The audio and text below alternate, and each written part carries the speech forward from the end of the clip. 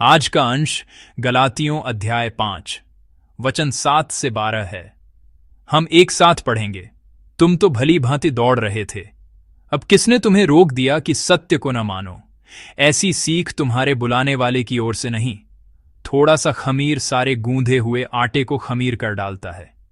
मैं प्रभु पर तुम्हारे विषय में भरोसा रखता हूं कि तुम्हारा कोई दूसरा विचार न होगा, परंतु जो तुम्हें घबरा देता है वह कोई क्यों न हो दंड पाएगा।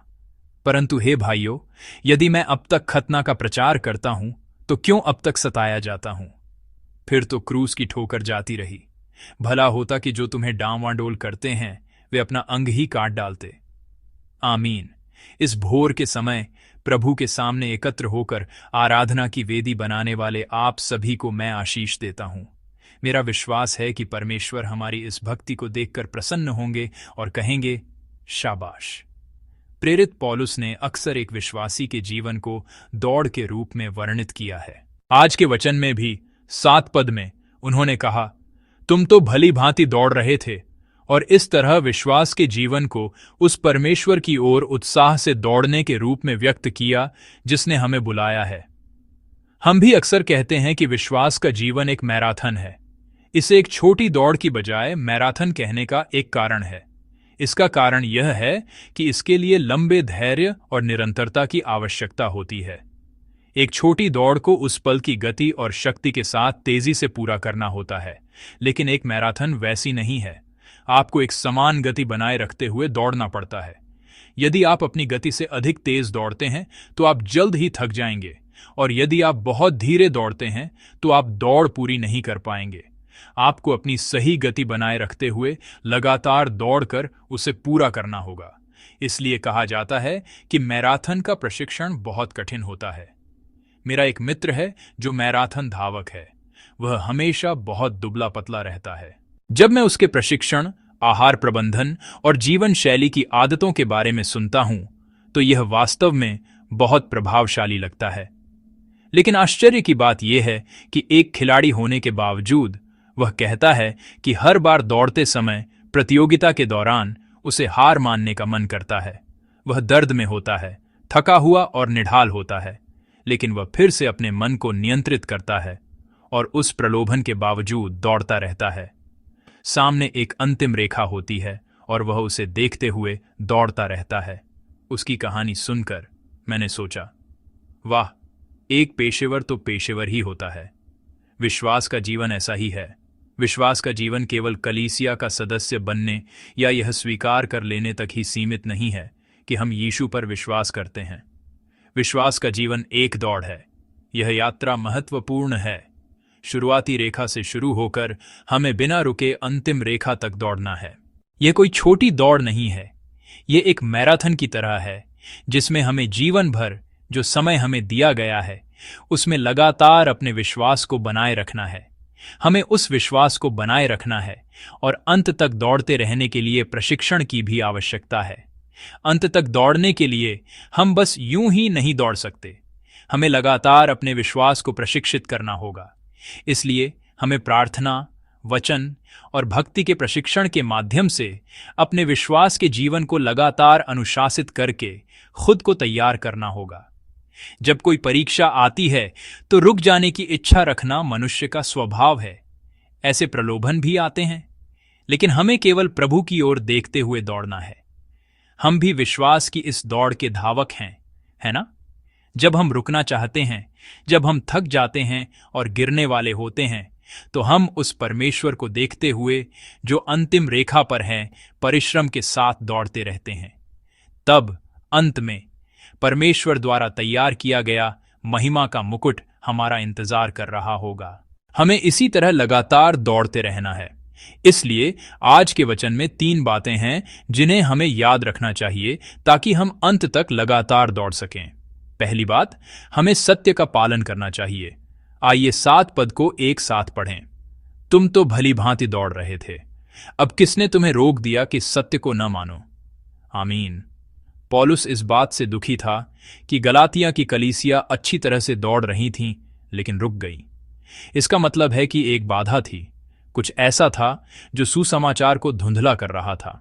ये वे लोग थे जो यह झूठी शिक्षा दे रहे थे कि यीशु मसीह के क्रूस और अनुग्रह से उद्धार पाने के लिए, जो अपने आप में पर्याप्त है, व्यवस्था का पालन और भले कर्मों को भी जोड़ना आवश्यक है।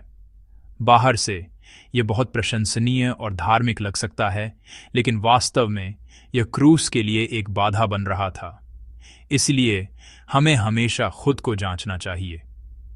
क्या मैं सत्य का पालन कर रहा हूं? क्या मैं सुसमाचार पर पूरी तरह से विश्वास कर रहा हूं? हमें हमेशा इसकी जांच करनी चाहिए। जब मैं मजबूती से खड़ा होता हूं, तो चाहे कोई भी बाधा आए, मैं अडिग रहूंगा। चाहे कोई भी बाधा आए, मैं उस पर काबू पाकर उसे पार कर सकता हूं। इस अंश में रोकना शब्द का मूल अर्थ रास्ते में रुकावट डालना है, जो एक धावक की दौड़ में अवैध रूप से हस्तक्षेप करने की क्रिया को संदर्भित करता है। तो जब हम अपने विश्वास के जीवन के बारे में सोचते हैं, तो ऐसी कितनी चीजें हैं जो हमें रोकती हैं? हमारे आसपास कितनी हैं? यह कहना अतिशयोक्ति नहीं होगी कि हमारा जीवन बाधाओं से भरा है। रिश्तों में, परिस्थितियों में और भी कई बातें हैं जो हमें सत्य को देखने से रोकती हैं। बहुत सी चीजें हैं जो हमारे विश्वास को कमजोर करने की कोशिश करती हैं। सांसारिक मूल्य भी ऐसे ही हैं। हमारे आसपास के लोगों के शब्दों का कितना दबाव हो सकता है। मेरे अंदर लालच और डर भी है। गलत धार्मिक शिक्षाएं भी हैं। हम नहीं जानते कि जीवन में कितने तत्व हमें रोकने की कोशिश कर रहे हैं, लेकिन हमें याद रखना चाहिए। 8 पद कहता है, ऐसी सीख तुम्हारे बुलाने वाले की ओर से नहीं। इसका अर्थ है कि यह शिक्षा उस परमेश्वर की ओर से नहीं है जिसने तुम्हें बुलाया है। हमें सत्य का पालन करना चाहिए। यही परमेश्वर की इच्छा है। हमें किसी भी बाधा से गिरना नहीं चाहिए और किसी भी रुकावट के कारण रुकना नहीं चाहिए। मैं आशा करता हूं कि आप और मैं उन चीजों से सावधान रहेंगे जो सत्य के मार्ग में बाधा डालती हैं और सत्य का पूरी तरह से पालन करेंगे। दूसरी बात, हमें खमीर से सावधान रहना चाहिए। आइए 9 पद को एक साथ पढ़ें। थोड़ा सा खमीर सारे गूंधे हुए आटे को खमीर कर डालता है।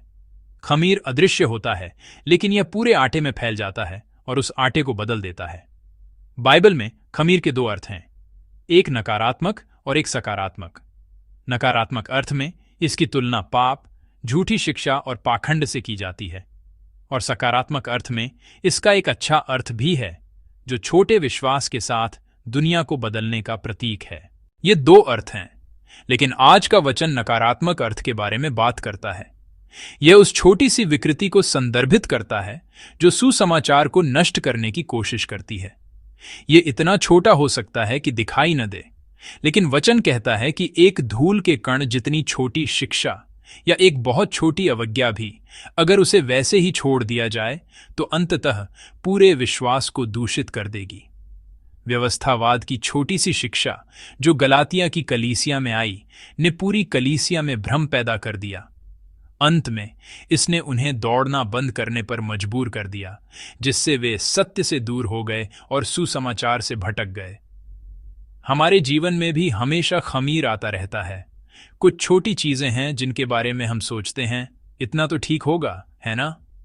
कुछ समझौते भी हैं जिनके बारे में हम सोचते हैं मैं इसे अनदेखा कर सकता हूं। मैं आज वचन का मनन छोड़ देता हूं। जल्द ही हम खुद को वचन से दूर पाते हैं। मैं आज प्रार्थना नहीं करूंगा। अचानक हम आध्यात्मिक सुस्ती में पड़ जाते हैं। यह वास्तव में एक छोटी सी बात थी, हमारे विश्वास के जीवन में बस एक छोटी सी चूक, लेकिन इसके कारण एक बड़ी उथल पुथल पैदा हो जाती है। कई बार ऐसा होता है जब एक छोटी सी शिकायत हमारे पूरे जीवन को हिला देती है और संगति के माहौल को भी नुकसान पहुंचाती है। हम सोचते हैं कि ये छोटी और सरल चीजें हैं, लेकिन उनका प्रभाव कभी भी छोटा नहीं होता है। एक छोटा सा पाप, एक छोटी सी अवज्ञा अंततः मेरे पूरे विश्वास को हिला सकती है। जैसे एक छोटी सी चिंगारी पूरे जंगल में आग लगा सकती है, वैसे ही वह छोटी सी चीज हमारे सब कुछ को नष्ट कर सकती है। इसलिए हमें विश्वास की अशुद्धियों से सावधान रहना चाहिए जो छोटे खमीर की तरह दिखती हैं। हमें छोटे खमीर से सावधान रहना चाहिए और अपने विश्वास की यात्रा में निरंतरता बनाए रखनी चाहिए। मैं आशा करता हूं कि आप और मैं ऐसा करेंगे। तीसरी बात, हमें कोई और विचार नहीं रखना चाहिए। आइए हम 10 पद को एक साथ पढ़ें। मैं प्रभु पर तुम्हारे विषय में भरोसा रखता हूं कि तुम्हारा कोई दूसरा विचार न होगा, परंतु जो तुम्हें घबरा देता है वह कोई क्यों न हो दंड पाएगा। एक अलग मन वह मन है जो सुसमाचार से भटक गया है। यह वह मन है जो सत्य से मुड़कर दूसरी चीजों को देखता है और दूसरी चीजों को थामता है। गलातिया की कलीसिया में वह अलग मन क्या था? जैसा कि हम इन दिनों मनन कर रहे हैं, यह एक व्यवस्थावादी मन है। यह विचार है कि केवल यीशु में विश्वास ही पर्याप्त नहीं है। यह कहता है कि खतना कराना और धर्मी होने के लिए व्यवस्था का पालन करना आवश्यक है। और यह वह मन है जो परमेश्वर से अधिक लोगों की परवाह करता है। यह परमेश्वर के अनुग्रह के बजाय लोगों की बातों और उनकी नजरों की चिंता करता है। ये ऐसे मन हैं जो विभाजन और भ्रम लाते हैं।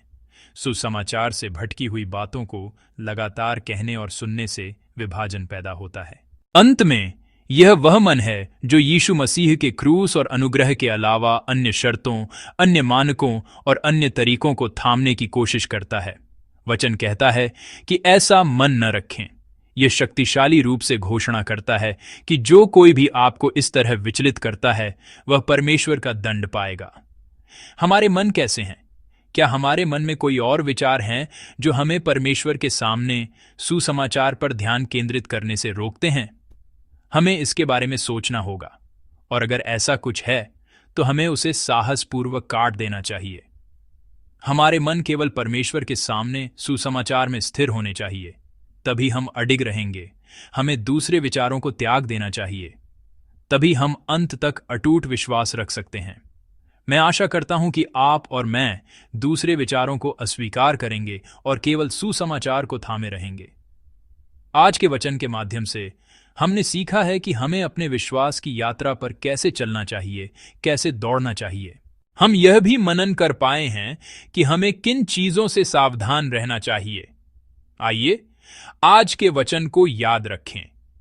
मैं प्रार्थना करता हूं कि आज हम सत्य पर चलें, छोटे खमीर से सावधान रहें और किसी दूसरे विचार को मन में जगह न दें, बल्कि केवल सुसमाचार को ही थामे रहें।